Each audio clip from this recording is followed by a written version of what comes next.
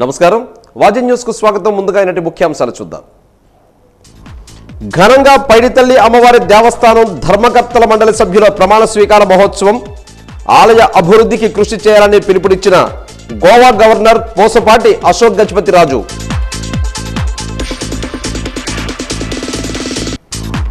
Auto డ్రైవర్లకు చేయూతనిచ్చిన కూటమి ప్రభుత్వం. ఇచ్చిన హామీలు నిలబెట్టుకున్నామన్న హోమ్ మినిస్టర్ వంగలపూడి అనిత.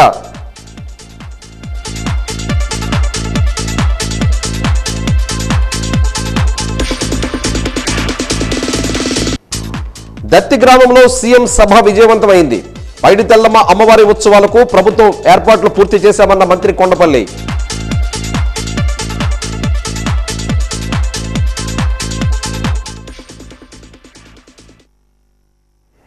పైడితల్లి అమ్మవారి దేవస్థానం పాలకమండలి సభ్యుల ప్రమాణ స్వీకార మహోత్సవం గోవా గవర్నర్ ఆలయ ధర్మకర్త పోసపాటి అశోక్ గజపతి రాజు గారి సమక్షంలో ఈరోజు ఘనంగా జరిగింది.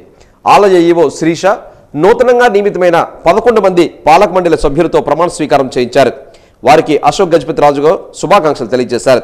ఈ సందర్భంగా ఆయన మాట్లాడుతూ దేవస్థానం అభివృద్ధికి కృషి చేయాలని సూచించారు. ధర్మకర్తగా సేవలు అందించడం ఆనందంగా ఉందని, భవిష్యత్తును తన భావితరాలకు అందించాలని అన్నారు. ప్రతి ఒక్కరికి జ్ఞానాన్ని ప్రసాదించాలని అమ్మవారిని కోరుకుంటున్నానని చెప్పారు. ఆలోచించే మనస్తత్వం ఉంటే ప్రతి సమస్యకు పరిష్కారం దొరుకుతుందని అన్నారు. భావితరాలకు మంచి వ్యవస్థను తీసుకురావాలని సూచించారు. 2 నెలలకు ఒకసారి సమావేశం కావాలని చెప్పారు. అహంకార ధోరణి విడనాడాలని చెప్పారు. పారదర్శకతతో పనిచేయడానికి కృషి చేయాలని చెప్పారు. సభ్యుల సలహాలు సూచనలు ఎప్పటికప్పుడు తెలియజేయాలని సూచించారు. సభ్యులందరికీ 2 ఏళ్లు ప్రత్యేక అవకాశం ఇవ్వడం జరిగిందని, ఈ అవకాశాన్ని సద్వినియోగం చేసుకోవాలని సూచించారు.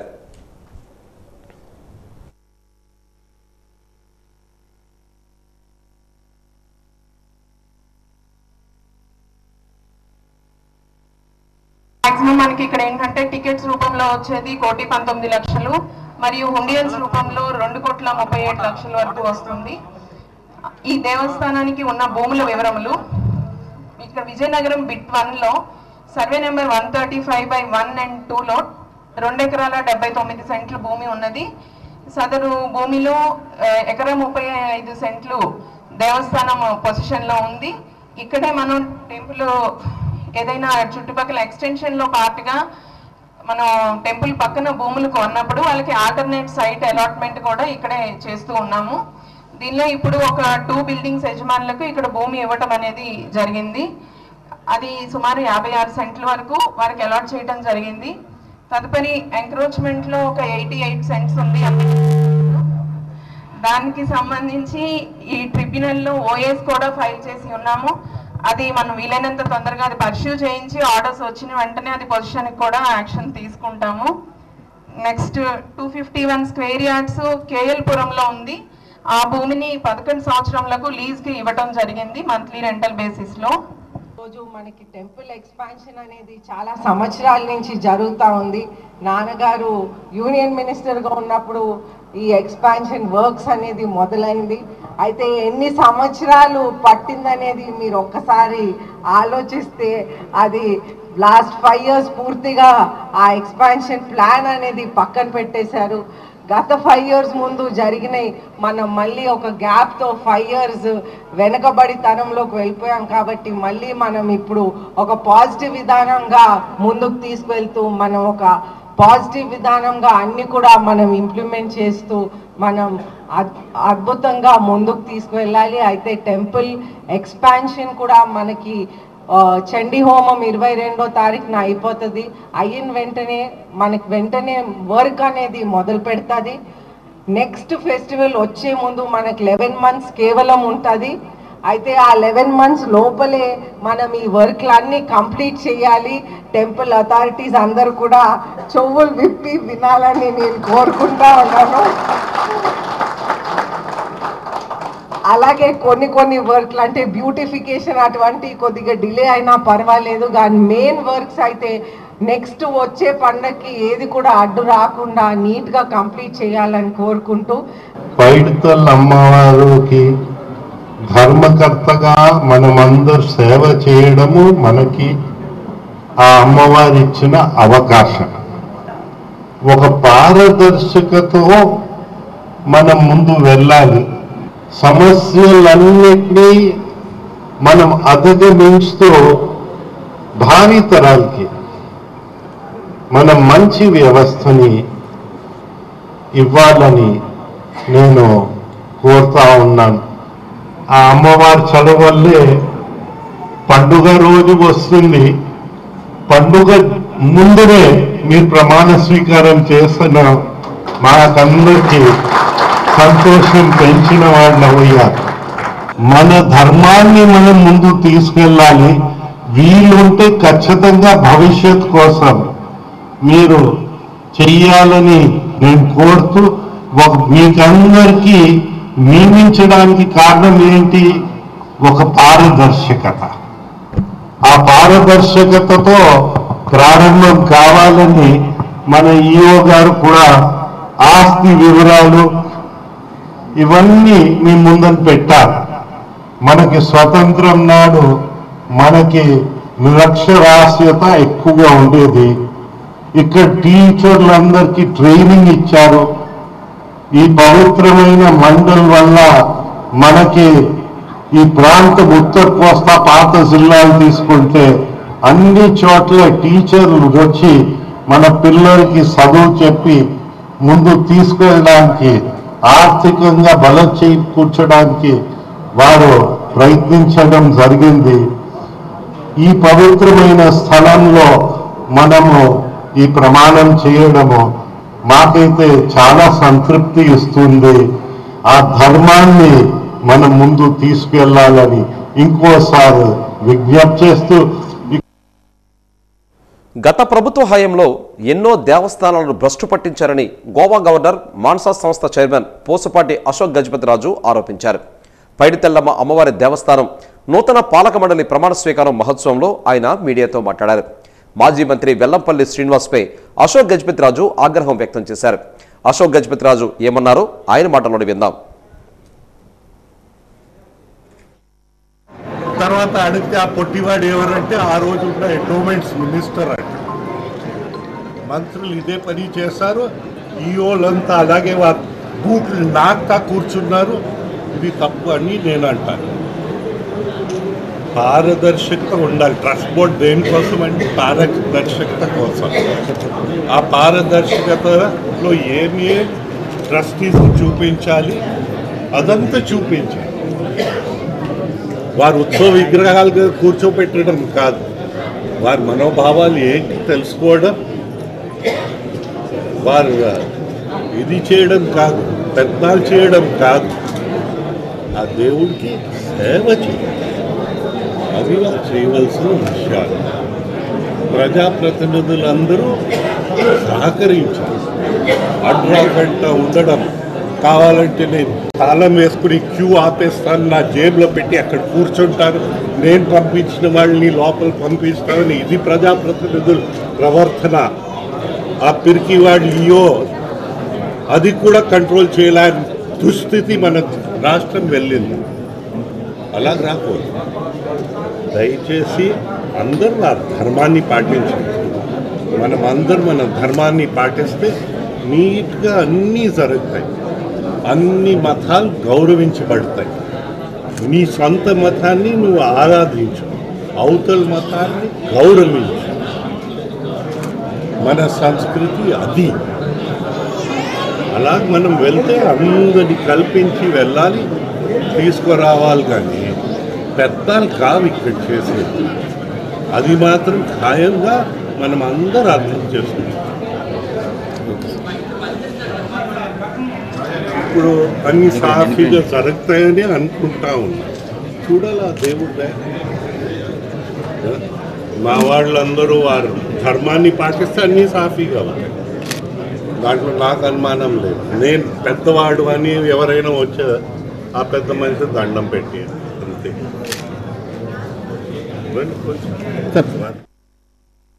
ఎన్నికల్లో ఇచ్చిన హామీలన్నింటినీ అమలు చేశామని జిల్లా ఇన్ఛార్జ్ మంత్రి వంగలపూడి అనిత పేర్కొన్నారు. మంచి కార్యక్రమాలను ఆమోదించడానికి ముఖ్యమంత్రి నారా చంద్రబాబు నాయుడు ఎల్లప్పుడూ ముందుంటారని పేర్కొన్నారు. గత ప్రభుత్వం వాహనమిత్ర పేరుతో 10,000 రూపాయలు ఇచ్చేదని, ఈ మొత్తం సరిపోదని భావించిన ముఖ్యమంత్రి 15,000కు పెంచుతూ ఈ పథకాన్ని కొనసాగించారని తెలిపారు. ఆటో డ్రైవర్ల సేవలో కార్యక్రమం శనివారం స్థానిక మెసానిక్ టెంపుల్ నందు జరిగింది. ఈ కార్యక్రమానికి జిల్లా ఇన్ఛార్జ్ మంత్రి అయిన ముఖ్య అతిథిగా పాల్గొని ఆటో, మ్యాక్సీ, క్యాబ్ డ్రైవర్లకు మెగా చెక్ను పంపిణీ చేశారు. జిల్లాలో 15,479 మంది లబ్ధిదారుల ఖాతాల్లో 23,21,85,000 రూపాయలు నేరుగా జమ చేయడం జరుగుతుందని మంత్రి తెలిపారు. ఈ సందర్భంగా మంత్రి మాట్లాడుతూ ఆటో డ్రైవర్లు కూటమి ప్రభుత్వం సంక్షేమ దిశగా మరో అడుగు వేసిందని, ఇప్పటికే పెద్ద ఎత్తున సంక్షేమ పథకాలు అమలు చేస్తున్న ప్రభుత్వం ఇదేనని అన్నారు. ఈ కార్యక్రమంలో డ్రైవర్ల సంక్షేమం కోసం ఆటో డ్రైవర్ సేవలో పథకానికి శ్రీకారం చుట్టామని, రాష్ట్రంలోని సొంత auto rickshaw, motor cab, maxi cab డ్రైవర్లు ఆర్థికంగా అండగా నిలబడేందుకు ప్రభుత్వం ప్రతిష్టాత్మకంగా ఈ పథకం రూపొందించడం జరిగిందని అన్నారు. తో పాటు ఈ రోజు ఆటో డ్రైవర్ సేవలో అని చెప్పి ప్రతి ఒక్కరు అకౌంట్ లో 15,000 ఈ రోజు ఎన్డీఏ కూటమి తరపున మీకు జమపరచడం అనేది నిజంగా చాలా సంతోషంగా ఉంది. ఫ్రీ బస్ వచ్చింది కదా, ఆటో సేవలు, ఆటో సర్వీసెస్ తగ్గిపోయాయి అన్న ఒక నెగిటివ్ లైన్ మొత్తం వైరల్ అయ్యింది. ఈ రోజు మీ అందరికీ ఒక సపోర్ట్ చేస్తూ ఆ రోజే అన్నారు, సంపదను సృష్టించి మీకు అన్ని విధాలుగా సపోర్ట్ గా ఎన్డీఏ కూటమి ఉంటుందని ఈ రోజు చేసి చూపించిన మన ప్రభుత్వానికి ఒక్కసారి చప్పట్లతో హర్షధ్వానం చేస్తూ, ఎలక్షన్ క్యాంపెయిన్లో ఏదైతే ప్రామిస్ చేశారో 15,000 సంవత్సరానికి ఆటో డ్రైవర్స్కి ఇస్తామని చెప్పి ఆ ప్రామిస్ నిలుపుకుంటూ ఈరోజు ఈ ప్రోగ్రాం పెద్ద ఎత్తున రాష్ట్రం అంతా ప్రతి నియోజకవర్గంలో కూడా పెట్టుకోవడం జరుగుతుంది. ఇంతకంటే పెద్దగా ప్రోగ్రాంలో కానీ విజయవాడలో గౌరవ సీఎం గారు, డిప్యూటీ సీఎం గారు అక్కడ నుంచి కూడా మనకు లాంచ్ చేయడం జరుగుతుంది. అన్ని కాన్స్టిట్యున్సీల్లో కూడా ఒకే టైంలో ఈ ప్రోగ్రాం మనకు లాంచ్ చేయడం జరుగుతుంది. ఈ అమౌంట్ కూడా మన ఆటో డ్రైవర్ సోదరుల అకౌంట్లో కూడా డిపాజిట్ చేయడం జరుగుతుంది. ఏదైతే మనకు ఉచిత బస్సు, ఆటో డ్రైవర్ సేవలో ప్రోగ్రాం 2 ఉన్నాయో ఇది కంబైన్డ్గా చూడాల్సిన అవసరం ఉంది మనం. సో ఉచిత బస్సు వల్ల మనం నష్టపోయామనుకున్నప్పుడు ఈ ఆటో డ్రైవర్ సేవలో ఏదైతే సీఎం గారు మీకు అందరికీ ప్రామిస్ చేశారో అది వెంటనే మనకు ఇవ్వడం అనేది చాలా అభినందించదగ్గ విషయం. సో వీటిలో మనకు చూసుకుంటే మన జిల్లా మొత్తానికి 16,312 మందికి ఆటో డ్రైవర్స్కి 24,46,80,000 రూపాయలు ఈరోజు ట్రాన్స్ఫర్ చేయడం జరుగుతుంది.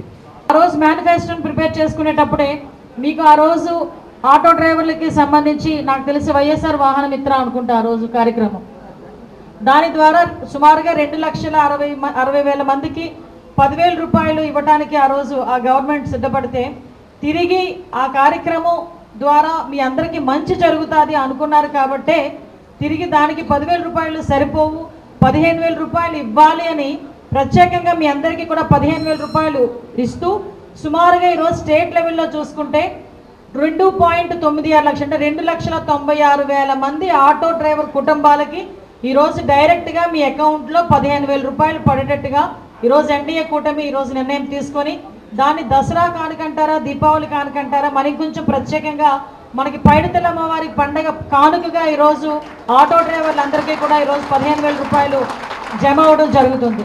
ఇందులో ఎటువంటి అదేమంటారు కదా బేరసారాలు లేవు, ఇందులో ఎటువంటి రికమెండేషన్లు లేవు. మీరు డైరెక్ట్గా అప్లికేషన్ పెట్టుకున్నారు, మీ అప్లికేషన్లో పారామీటర్స్ చూసుకున్నారు, డైరెక్ట్గా అందులోని రాజకీయాలకు అతీతంగా వాళ్ళు మా పార్టీ వాళ్ళ, వీళ్ళ పార్టీ వాళ్ళ, ఏ పార్టీ కొట్టేశారు అన్నది కాకుండా కంపల్సరీగా ఆటో డ్రైవర్లందరికీ కూడా ఇవ్వాలి అనుకున్నాం. ఈరోజు అది ఇచ్చే కార్యక్రమానికి కూడా శ్రీకారం చుట్టాం. 6 సంవత్సరాలు వయసులో ఈరోజు గౌరవ ముఖ్యమంత్రి గారు దగ్గర 24 గంటల్లో 18 గంటలు కష్టపడతారన్న. ఆయన్ని చూస్తూ ఉంటే ఒక్కొక్కసారి మాకే ఇన్స్పిరేషన్ వస్తుంది. మేము ఎప్పుడైనా అలసిపోయాము అన్న ఆలోచన వచ్చినప్పుడు మాకు వెంటనే చంద్రబాబు నాయుడు గారిని కనుక గుర్తు తెచ్చుకుంటే అలసట కూడా ఎగిరిపోయి ముందు ఇంకొంచెం యాక్టివ్గా పనిచేయాలని తపన కూడా వస్తుంది. ఎందుకు చెప్తున్నానంటే ఈరోజు ఆయన చూడని సీఎం కాదు, ఆయన ఇంచుమించుగా ఆంధ్రప్రదేశ్ రాష్ట్రంలోనే ఎక్కువ సంవత్సరాలు ముఖ్యమంత్రిగా చేసిన వ్యక్తి ఎవరైనా ఉన్నారంటే గౌరవ ముఖ్యమంత్రి చంద్రబాబు నాయుడు గారు.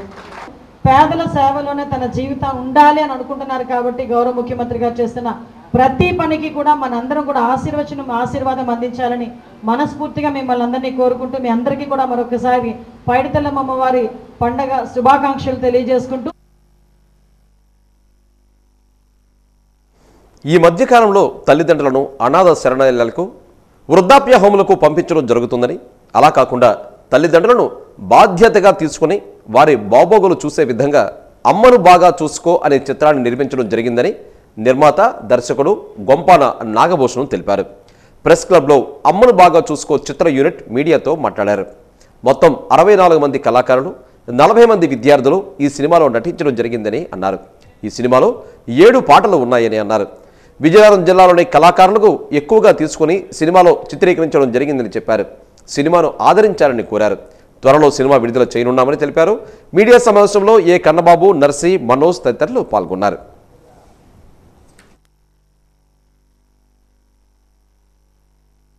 అమ్మను బాగా చూసుకో అనే సినిమాని కథ, మాటలు, పాటలు, డైరెక్షన్ అండ్ హీరో, ప్రొడ్యూసర్ అన్నీ నేనే తీసుకొని దగ్గర 64 మంది కళాకారులతో ఈ సినిమా తీయడం జరిగింది. ఒక 40 మంది చిన్నపిల్లలు కూడా ఇందులోనే, స్కూల్ పిల్లలు కూడా యాక్ట్ చేయడం జరిగింది. సినిమాలో 7 సాంగ్స్ ఉంటాయి. సినిమా చాలా బాగా వచ్చింది. ఇప్పుడు పోస్ట్ ప్రొడక్షన్ వర్క్స్ హైదరాబాద్లో జరుగుతుంది. ఎలాగైనా సరే సినిమాని ముందుకు తీసుకెళ్ళి మనలో ఉన్న కళాకారులు బయటకు తీసుకొచ్చి కొత్త వాళ్ళు కూడా ఛాన్స్ ఇవ్వాలని సంకల్పంతో తీయడం జరిగింది. ఇది విలేజ్ బ్యాక్గ్రౌండ్. మాది విజయనగరం జిల్లా వేపాడ మండలం బానాది గ్రామం. ఆ చుట్టుపక్కల గ్రామాల్లో కొందరు కళాకారులు సెలక్షన్ చేసి వాళ్ళకి ట్రైనింగ్ ఇచ్చి సినిమాని ఆ ఏరియాలో 15 గ్రామాల్లో షూట్ చేయడం జరిగింది. సినిమా చాలా బాగా వచ్చింది. సినిమాకి మ్యూజిక్ వెంకీ వీణ గారు, కెమెరా కొల్లి మనోహర్, ఎడిటర్ హేమంత్, అంతా హైదరాబాద్ టీము. యాక్టర్స్ అందరూ మన లోకల్ యాక్టర్స్. ఈ సినిమాని అందరూ కూడా ప్రజలందరూ కూడా దీన్ని చూసి ఆనందించి మమ్మల్ని కళాకారులు ముందుకు తీసుకోవాల్సిందిగా కోరుకుంటాను. ముఖ్యంగా ఈ సమాజంలో మనకు జన్మనిచ్చిన తల్లిదండ్రుల్ని ఈరోజు చాలామంది అశ్రద్ధ చేస్తున్నారు. చదువు నిమిత్తం, జాబ్ నిమిత్తం ఎక్కడికో వెళ్ళిపోయి పిల్లలు సరిగ్గా చూసుకోకుండా, తల్లిదండ్రులు సరిగ్గా చూసుకోకుండా చాలా ఇబ్బంది పెడుతున్నారు. చాలా కన్నీటి గాథలు పల్లి గ్రామాల్లో, పట్టణాల్లో, నవీన సమాజంలో జరుగుతున్నాయి.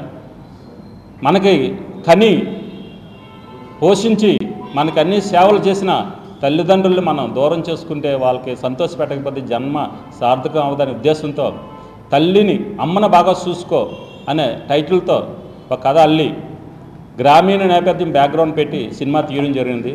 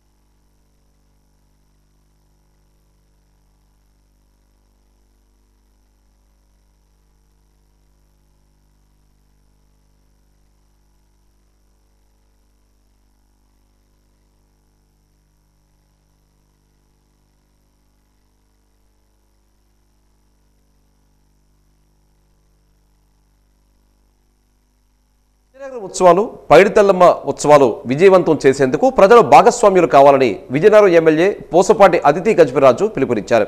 ఈరోజు కలెక్టర్ సమావేశ మందిరంలో జరిగిన మీడియా సమావేశంలో ఆమె మాట్లాడుతూ ఉత్సవాలను తిలకించేందుకు పూర్తి ఏర్పాట్లు చేశామని తెలిపారు.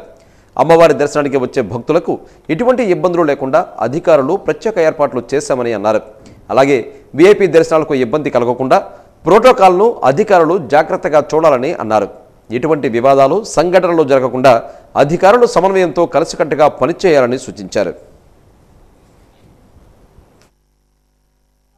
160 to 170 బస్సెస్ కూడా అయితే మనం ఈ ఉత్సవాల భాగంగా మనం అందరు ఆఫీషియల్స్ని సమన్వయం చేసుకుంటూ అదేవిధంగా మనం ఒక పబ్లిక్ పీపుల్ ప్రైవేట్ పార్ట్నర్షిప్ విధానంగా అంటే గవర్నమెంట్ చేస్తుంది, అలాగే ప్రజలు కూడా దీంట్లో పాల్గొని ఫైనాన్షియల్గా కూడా ప్రజలు కూడా దీంట్లో భాగస్వామ్యమై మన విజయనగరం వైభవాన్ని మరింత పెంచే విధంగా ప్రజలు గవర్నమెంట్ అందరూ కలిపి కూడా ఈ ఉత్సవాలు అనేది మనం నిర్వహించటం జరుగుతుంది.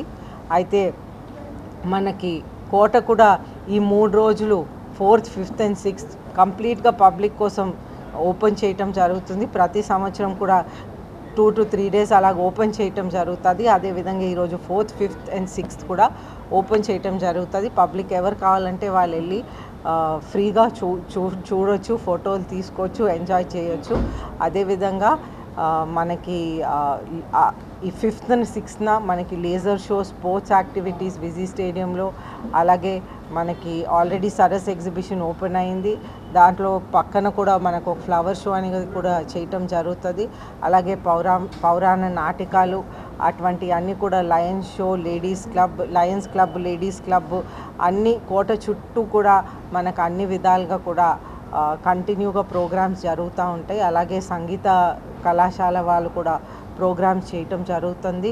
అదేవిధంగా అన్ని ప్రోగ్రామ్స్ కూడా మన విజయనగరంలో ఆల్రెడీ ఉన్నటువంటి ఆదిభట్ల నారాయణ దాస్ గారు హరికథ నుంచి అన్ని విధాలుగా కూడా మనం పులివేషాలు అన్నీ కూడా మనం నిర్వహిస్తూ మన కల్చర్ని మన రాబోయే నెక్స్ట్ జనరేషన్ కూడా మనం అందించాలనే ఉద్దేశంతో కూడా మనం ఈ హిస్టరీ అనేది మనం కాపాడుకోవాలి, కల్చర్ని కాపాడుకోవాలి, నెక్స్ట్ జనరేషన్కి ఇవ్వాలి. అదేవిధంగా కూడా మనం డ్రగ్స్ తగ్గించి స్పోర్ట్స్ పెంచాలి. ఇవన్నీ కూడా మనం ప్రజల్లో ప్రోత్సహించడానికి ఈ పండుగని ఒక ఉత్సవ రూపంలో కూడా మనం ప్రజలకు అందిస్తున్నాం. అయితే ఈ దత్తిరాజేరు మండలం దత్తి గ్రామంలో జరిగిన రాష్ట్ర ముఖ్యమంత్రి పర్యటన కార్యక్రమం విజయవంతంగా జరిగిందని, రాష్ట్ర ముఖ్యమంత్రి పూర్తి అవగాహనతో ఈ ప్రాంత సమస్యలపై పరిష్కారం చూపుతూ మాట్లాడారని రాష్ట్ర మంత్రి కొండపల్లి శ్రీనివాస్ అన్నారు. విజయనగరంలోని క్యాంపు కార్యాలయంలో జరిగిన విలేకరుల సమావేశంలో మంత్రి శ్రీనివాస్ మాట్లాడుతూ గత 16 నెలలుగా ప్రతి నెల 1వ తేదీన పేదల దినోత్సవం పేరుతో రాష్ట్రంలోని వివిధ జిల్లాల్లోని మారుమూల ప్రాంతాల్లో పర్యటిస్తూ పేదల జీవన స్థితిగతులు తెలుసుకుంటూ వారి సమస్యలకు పరిష్కారం దిశగా ముఖ్యమంత్రి అడుగులు వేస్తున్నారని, ఇదే క్రమంలో ఈ నెల 1వ తేదీన దత్తి గ్రామంలో పర్యటించడం సంతోషించదగ్గ విషయమని, ఆ ప్రాంత ప్రజలు ఆనందోత్సాహాలతో ముఖ్యమంత్రి పర్యటనలో స్వచ్ఛందంగా పాల్గొన్నారని అన్నారు. ఎన్నో ఏళ్లుగా సార్వగడ్డ మినీ రిజర్వాయర్ అపరిష్కృతంగా ఉందని, దానికి ముఖ్యమంత్రి పర్యటన ద్వారా పరిష్కారం లభించిందని, సార్వగడ్డ మినీ రిజర్వాయర్ శాంక్షన్ చేయడం ద్వారా ఆ ప్రాంతంలోని సాగునీటికి తాగునీటికి పరిష్కారం చూపే దిశగా ముఖ్యమంత్రి చర్యలు తీసుకున్నారని ఆయన చెప్పారు. ఈ ప్రాజెక్టు ఎంతో చిన్న ప్రాజెక్టు అయినప్పటికీ ఆ ప్రాంతంలో చాలా కీలకమైందని, ఎక్కువ ఉపయోగం ఉంటుందని ఆయన అన్నారు. కూటమి ప్రభుత్వం అధికారంలోకి వచ్చిన తర్వాత వ్యవసాయానికి అధిక ప్రాధాన్యత ఇస్తున్నారని, ఈ పర్యటనలో తారకరామ తీర్థసాగర్, తోటపల్లి రిజర్వాయర్ కుడికాలువ తదితర ప్రాజెక్టులకు త్రికరణ శుద్ధితో పూర్తి చేస్తామని ముఖ్యమంత్రి హామీ ఇచ్చారని తెలిపారు. భూగర్భ జలాల మట్టం పెంచే దిశగా తమ ప్రభుత్వం చర్యలు తీసుకుంటుందని ఆయన తెలియజేశారు.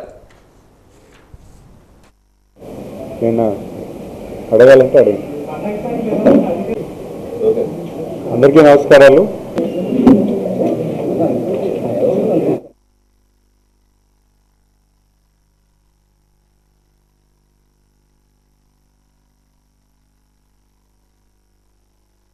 నా మారుమూలైనటువంటి గ్రామాన్ని సందర్శించి అక్కడ ఉన్నటువంటి స్థితిగతులు తెలుసుకోవడం, విజయనగరంకు ఉన్నటువంటి ఎటువంటి డెవలప్మెంట్ నీడ్ ఉన్నదనేది కూడా ఆయన గమనించి చాలా విషయాలు అధికారులతో కానీ ప్రతి నెల గౌరవ ముఖ్యమంత్రి గారు ప్రజల దగ్గరికి వెళ్ళి ఒక ప్రాంతానికి వెళ్ళి ప్రాంతంలో ఉన్నటువంటి ప్రజానికాన్ని కలుసుకునే కాకుండా ఈ రిజర్వాయర్ ప్రాజెక్ట్ కూడా అనౌన్స్ చేయడం మాకు చాలా సంతోషకరమైన వార్త.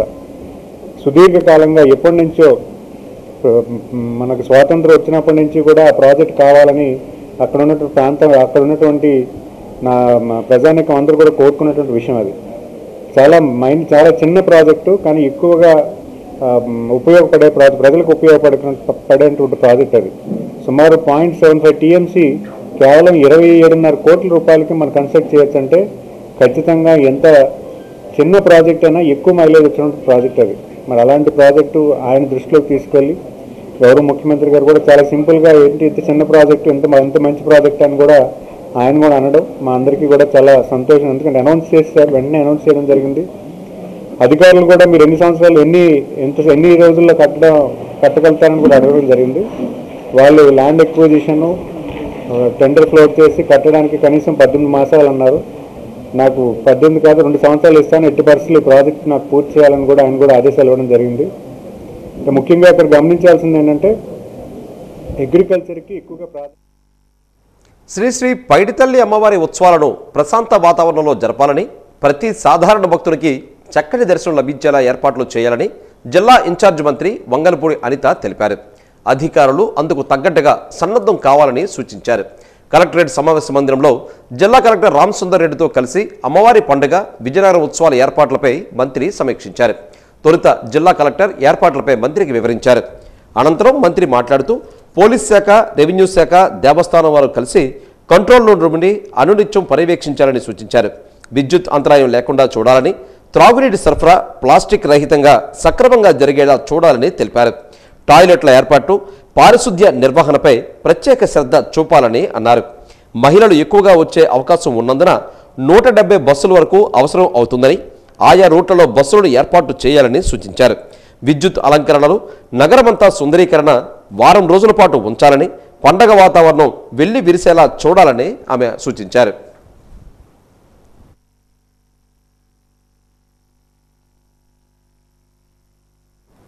పైడితల్లి అమ్మవారి సిరిమానోత్సవం తిలకించడానికి బొత్స పంపించిన లేఖకు డీసీసీబీ చైర్మన్ కిమిడి నో చెప్పారు. మీడియాలో ఘాటుగా కిమిడి కౌంటర్ ఇచ్చారు. కిమిడి కౌంటర్కు వైఎస్ఆర్సీపీ జిల్లా అధ్యక్షుడు, జిల్లా పరిషత్ చైర్మన్ మజ్జి శ్రీనివాసరావు స్పందించి ప్రతి కౌంటర్ ఇచ్చారు. చిన్న శ్రేణికు తిరిగి మళ్లీ కిమిడి నాగార్జున కౌంటర్ ఇచ్చారు. విమర్శ ప్రతి విమర్శలు ఏంటో వాజీ ఛానల్ మాటల్లో చూద్దాం. ఏర్పాట్లు చేస్తుందని నేనైతే భావిస్తూ ఉన్నాను. ఎందుకంటే ఎప్పుడు కూడా ప్రభుత్వంలో ఉన్న వాళ్ళవి, ఎందుకంటే ఈ సుదీర్ఘమైన ఈ 30-35 సంవత్సరాలు అనేక ప్రభుత్వాలు వచ్చాయి, ప్రభుత్వాలు వెళ్ళే, ప్రభుత్వాలు అధికారులు ఉన్న ప్రభుత్వాలు, ప్రతిపక్ష ప్రభుత్వాలని కాకుండా పండగని అందరూ కూడా ఒక సమదృష్టితో చూస్తూ ఈ ఆచార వ్యవహారాలు కలిగిన ప్రజాప్రతినిధులు అందరూ కూడా ఈ ఈ పండగని సుదీర్ఘంగా మా అందరం జరుపుకోవడం చేస్తుందని చెప్పి నేను భావిస్తూ ఉన్నాను. నేను కోరుతా ఉన్నాను ప్రభుత్వం కూడా దానితో ఏర్పాట్లు, జిల్లాస్థాయి అధికారులన్నీ కూడా ఏర్పాట్లు చేయాలని. ఎందుకంటే ఇది సరే వ్యక్తులుగా ఆచార వ్యవహారాల్లో మేమందరం చున్నడికి వారికున్న ప్రభుత్వం కల్పించిన, వారికున్న ప్రతిపక్ష నేతగా వారికున్న ప్రభుత్వ హోదాలో, వారికున్న హోదాలో వారు అడిగినప్పుడు వారికి అన్నీ చేస్తుందని. ఆయన జిల్లా పరిషత్ చైర్మన్గా రెస్పాండ్ అయ్యారా, వైకాపా పార్టీ అధ్యక్షుడిగా రెస్పాండ్ అయ్యారా? అదే అతన్ని అడగండి ముందు. నేను నిన్న రెస్పాండ్ అయ్యిందంతా ఒక డీసీసీబీ చైర్మన్గా రెస్పాండ్ అయ్యాను తప్ప పార్టీ నాయకుడిగా కాదు. నేను అక్కడ పార్టీ విషయాలు మాట్లాడలేదు. ఈ క్లారిటీ చిన్న శ్రీను గారికి ఉందా? జిల్లా పరిషత్ చైర్మన్గా రెస్పాండ్ అయితే రెస్పాండ్ అవ్వాల్సిన టాపిక్ కాదు అది.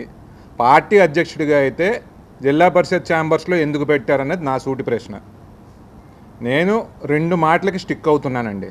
ఒకటి, వాళ్ళు ఒక పర్మిషన్ పెట్టి, పర్మిషను ఎవరైనా ఇచ్చారా? సీఈఓ ఇచ్చారా, చైర్మన్ ఇచ్చారా? నోటి మాటతో మేము ఇక్కడికి వస్తామని చెప్పి సీఈఓకి చెప్పారు. మేము డిసైడ్ చేసుకోవాలండి అని చెప్పిన అరగంటలో స్కెడ్యూల్ ఎలా విడుదల చేశారు వాళ్ళు పిఏ? భాష మాట్లాడేటప్పుడు సంయమనం పాటించాలా.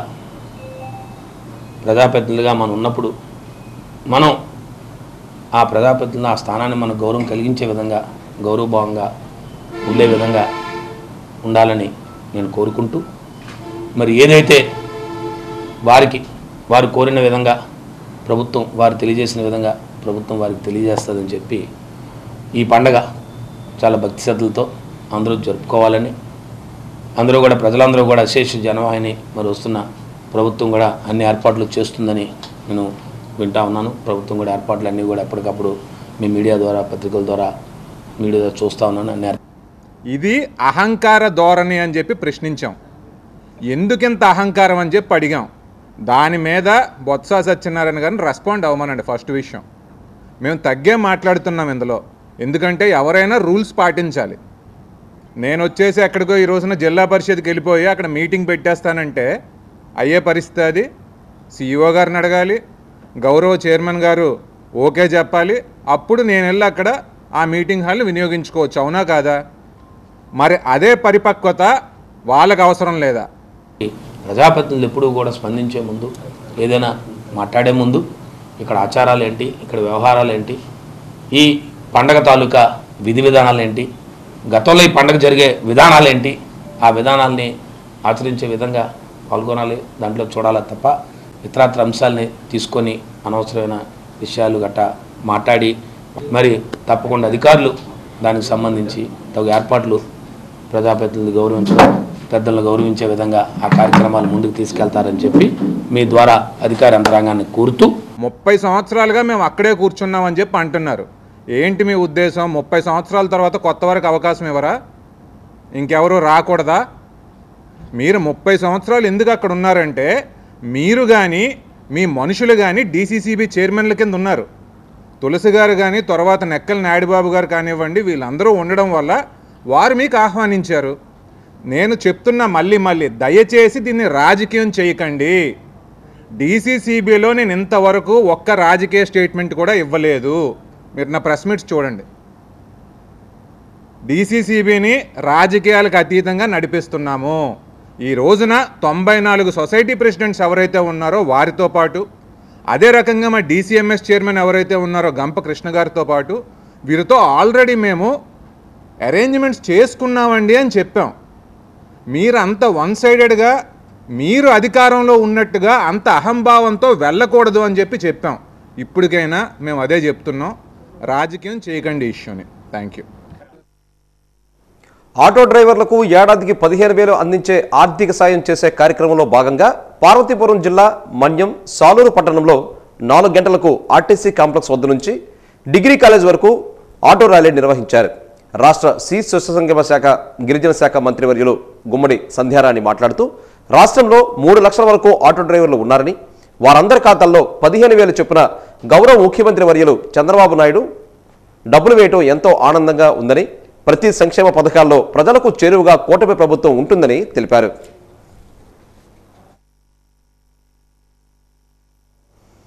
విజయనగరం ఉత్సవాలకు, ఉత్తరాంధ్ర కల్పవల్లి పైడితల్లి అమ్మవారి సిరిమాను మహోత్సవాలకు పటిష్టమైన బందోబస్తు ఏర్పాటు చేస్తున్నామని జిల్లా ఎస్పీ ఏఆర్ దామోదర్ తెలిపారు. 1 టౌన్ పోలీస్ స్టేషన్లో జిల్లా ఎస్పీ ఈరోజు మీడియాతో మాట్లాడారు. ఎలాంటి అవాంఛనీయ సంఘటనలు జరగకుండా చర్యలు తీసుకుంటున్నామని తెలిపారు. పోలీసులకు ప్రజలు కూడా సహకరించాలని చెప్పారు. అమ్మవారిని దర్శించుకోవడానికి క్యూ లైన్లో భక్తులు వెళ్తున్నారని, తొక్కిసలాటకు తోపిలాటకు లేకుండా అమ్మవారిని దర్శించుకోవాలని సూచించారు. విజయనగరం ఉత్సవాలు ఏర్పాటు చేసిన ప్రాంతాల్లో బందోబస్తును ఏర్పాటు చేశామని తెలిపారు.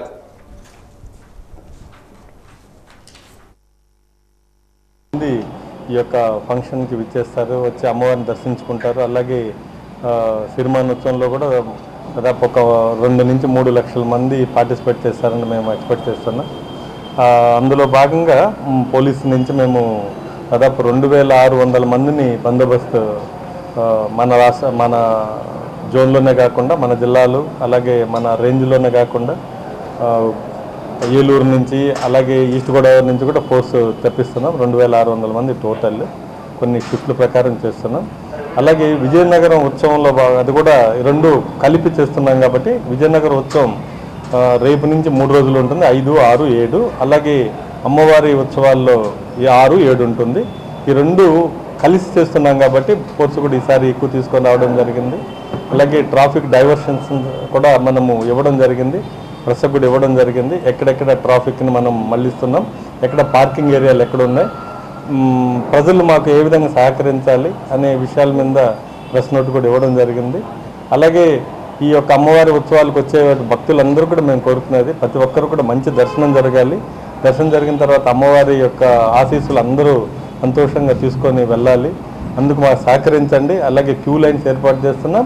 అలాగే బ్యారికేడింగ్ సిరిమానోత్సవానికి, అలాగే ప్రతి ఒక్క పబ్లిక్ అడ్రసింగ్ సిస్టమ్ ద్వారా ఎప్పటికప్పుడు గుళ్ళో ఏం జరుగుతుంది, బయట ఉన్నటువంటి లైన్స్కి, అలాగే రెవెన్యూ డిపార్ట్మెంట్, అలాగే endowment department, electrical department, medical department, R&B ప్రతి ఒక్కరితో కోఆర్డినేట్ చేసుకొని ఈ యొక్క కార్యక్రమాన్ని చేస్తున్నాం. నేను కలెక్టర్ గారు కూడా ఎన్నో ప్లేసులు తిరిగాం. ఎక్కడెక్కడ బ్యారికేడ్ చేయాలి, ఎక్కడ ఎటువంటి అవాంఛనీయ సంఘటనలు జరగకుండా, గుంపులుగా ఒకరి మీద ఒకరు తోసుకోకుండా బ్యారికేడ్లు అన్ని బాక్స్ టైప్లో చేయడం వల్ల ప్రజలందరూ కూడా చాలా కన్వీనియంట్గా అమ్మవారిని దర్శనం చేసుకునే విధంగా కూడా ఏర్పాట్లు చేస్తున్నాం. సంగీత, సాంస్కృతిక, సాహిత్య నిలయమనే విజయనగరం సంబరాలకు సిద్ధమైంది. శ్రీ పైడితల్లి అమ్మవారి ఉత్సవాలకు అంగరంగ వైభోగంగా ముస్తాబవుతోంది. అటు ప్రజాప్రతినిధులు, ఇటు అధికార యంత్రాంగం ఎంతో ప్రతిష్టాత్మకంగా భావించి చేస్తున్న ఈ కార్యక్రమం విజయనగరం ఉత్సవాలు. స్థానిక సాంప్రదాయం ఉట్టిపడేలా, సంస్కృతి వెల్లివిరిసేలా, విజయనగరం వైభవాన్ని చాటి చెప్పేలా విజ్ఞాన వినోద కార్యక్రమాలతో సన్నద్ధమవుతోంది. ఇప్పటికే జిల్లాకు చెందిన మంత్రులు, స్థానిక శాసనసభ్యులు, జిల్లా కలెక్టర్ ఉత్సవాల కమిటీలకు ఉత్సవాల నిర్వహణపై పలుమార్లు సమీక్షలు చేసి పలు సూచనలు జారీ చేయడం జరిగింది. ఉత్సవాలకు 11 వేదికల వద్ద నిర్వహించడానికి సిద్ధం చేయగా ప్రతి వేదిక వద్ద అధికారుల కమిటీతో పాటు శాశ్వత సభ్యులను ఇన్ఛార్జీలుగా వేయటం జరిగింది. ఈ ఏడాది ఉత్సవాలను ప్రతి ఒక్కరి మధ్యలో మధుర స్మృతిని మిగిల్చేలా చేయాలని ఇప్పటికే మంత్రివర్యులు అధికారులను సూచించారు. 6న తొలేళ్లు, 7న సిరిమాను కార్యక్రమాలను నిర్వహించనున్నారు. అమ్మవారి పండగ సందర్భంగా నిర్వహించే ఉత్సవ శోభ నగరం నలుమూలలా అలరించేలా స్వాగత ద్వారాలను, ప్రభుత్వ భవనాలపై, పార్కులలో, ప్రధాన కూడళ్ల వద్ద మిరుమిట్లు గొలిపే లైటింగ్ ఏర్పాట్లను పూర్తి చేశారు. గతం కంటే భిన్నంగా, వైవిధ్యంగా, ప్రత్యేకంగా ఈ ఏడాది కార్యక్రమాలు రూపకల్పన చేయడం జరిగింది. కోట వెనుక భాగంలో శ్రీ పైడిమాంబ చరిత్రను, విజయనగర వైభవాన్ని లేజర్ షోగా 5-6 తేదీలను సాయంత్రం 6 గంటల నుంచి 10 గంటల వరకు ప్రదర్శిస్తారు. అయోధ్య మైదానంలో మెగా ఈవెంట్ను 5-6 తేదీలలో 2 రోజులు నిర్వహిస్తారు. 5వ తారీఖు సాయంత్రం 6 గంటల నుండి ప్రముఖ సినీ గాయకులు మధుప్రియ, సౌజన్య, జానకిరావు బృందం, ప్రముఖ డాన్సర్ పూజా నాగేశ్వర్ మరియు శేఖర్ మాస్టర్ వారి డాన్సులలో మ్యూజికల్ నిర్వహిస్తారు. 6వ తారీఖున ప్రముఖ సినీ గాయకులు రాహుల్ సిప్లగంజ్, నోయల్ సేన్, గీతా మాధురిల లైవ్ మ్యూజిక్ షోతో మెగా మ్యూజికల్ నైట్ కూడా నిర్వహిస్తారు. విజయనగరం ఉత్సవ కార్యక్రమాలు ఈ విధంగా ఉన్నాయి. ఆదివారం 8 గంటలకు ఉత్సవ ర్యాలీ గంటస్తంభం నుండి కోట వరకు వివిధ కళారూపాలతో ర్యాలీ నిర్వహిస్తారు. 9:30 గంటలకు ప్రారంభోత్సవ సభ కోట ఎదురుగా బొంకుల దెబ్బ వద్ద నిర్వహిస్తారు. విజయనగరం ఉత్సవాల సందర్భంగా వివిధ వేదికలలో కార్యక్రమాలు ఈ విధంగా ఉన్నాయి. అయోధ్య మైదానం వద్ద 5వ తారీఖు ఆదివారం 11 గంటల నుండి మధ్యాహ్నం 2 గంటల వరకు పెట్ షో ఏర్పాటు చేశారు. మహారాజా కోట వద్ద తేదీ 5వ తారీఖు, 6వ తారీఖుల్లో ఉదయం 10 గంటల నుండి సాయంత్రం 6 గంటల వరకు science fire, stamps coins exhibition, art gallery, photo exhibition నిర్వహిస్తున్నారు. గురజాల కళాభారతిలో 5వ తేదీ, 6వ తేదీలలో ఉదయం 10 గంటల నుంచి సాయంత్రం 6 గంటల వరకు స్థానిక కళారూపాల నాటకాలు, ఏకపాత్రాభినయాల ప్రదర్శనలు ఏర్పాటు చేశారు. విద్యుత్ స్టేడియంలో 5వ తేదీ, 6వ తేదీ ఆది సోమవారాలలో ఉదయం 10 గంటల నుండి సాయంత్రం 6 గంటల వరకు kho kho, kabaddi, shuttle badminton, volleyball మరియు స్కేటింగ్ పోటీలు, చెస్ పోటీలు నిర్వహిస్తున్నారు. మహారాజా సంగీత నృత్య కళాశాలలో 5-6 తేదీలలో ఉదయం 10 గంటల నుండి సాయంత్రం 6 గంటల వరకు సాంస్కృతిక కార్యక్రమాలు, సంగీత మరియు నృత్య ప్రదర్శనలు ఏర్పాటు చేశారు. ఎంఆర్ లేడీస్ రిక్రియేషన్ వెల్ఫేర్ క్లబ్లో 5-6 తేదీలలో ఉదయం 10 గంటల నుంచి 6 గంటల వరకు శ్రీనాథ విజయం, శతాధిక కవి సమయాలను, అష్టావధానం, భువన విజయం సాహితీ గోష్ఠి మరియు పుస్తక పరిచయాలు ఏర్పాటు చేశారు. లయన్స్ కమ్యూనిటీ హాల్లో 5-6 తేదీలలో ఉదయం 10 గంటల నుండి సాయంత్రం 10 గంటల వరకు డాక్యుమెంటరీ ప్రదర్శన, జానపద నృత్యాలు, కర్రసాము, కత్తిసాము, పులివేషాలు, డప్పు ప్రదర్శన, జముకుల కథ, రేలారేలా ప్రోగ్రాము, కోలాటాలు, తప్పెడుగుళ్ళు, బుర్రకథ, తూర్పు భాగవతం మొదలైనవి ఏర్పాటు చేశారు. బొంగుల దెబ్బ కోట ఎదురుగా 5-6 తేదీలలో సాయంత్రం 6 గంటల నుంచి మరుసటి రోజు ఉదయం 6 గంటల వరకు కన్యాశుల్కం, సీతా కళ్యాణం, మోహిని భస్మాసుర, సత్యహరిశ్చంద్ర నాటకాల ప్రదర్శనకు ఏర్పాట్లు పూర్తి చేశారు. మాన్సాస్ గ్రౌండ్లో 5-6 తేదీలలో ఉదయం 10 గంటల నుండి రాత్రి 10 గంటల వరకు ఫల పుష్ప ప్రదర్శన ఏర్పాటు చేశారు. మాన్సాస్ గ్రౌండ్లో సెప్టెంబర్ 29వ తేదీ నుండి అక్టోబర్ 8 వరకు ఉదయం 10 గంటల నుంచి 10 గంటల వరకు జాతీయ స్థాయి సరస్ మేళా ఏర్పాటు చేశారు. ఉత్సవాల ముగింపు వేడుకలు టపాసుల కాల్చుకాలతో కార్యక్రమం నిర్వహణ ఏర్పాటు చేయడం జరిగింది.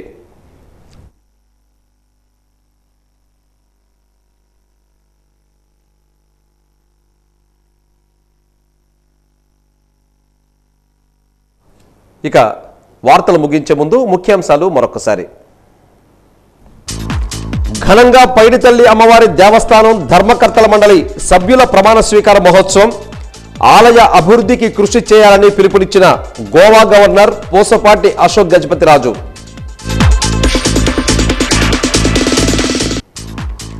ఆటో డ్రైవర్లకు చేయూతనిచ్చిన కూటమి ప్రభుత్వం.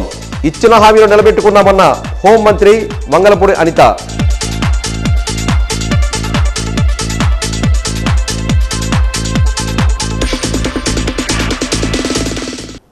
దత్తి గ్రామంలో సీఎం సభ విజయవంతమైంది.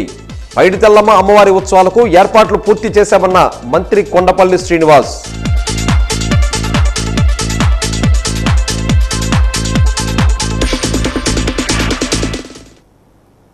వాజీ న్యూస్ ఇంతటితో సమాప్తం. నమస్కారం.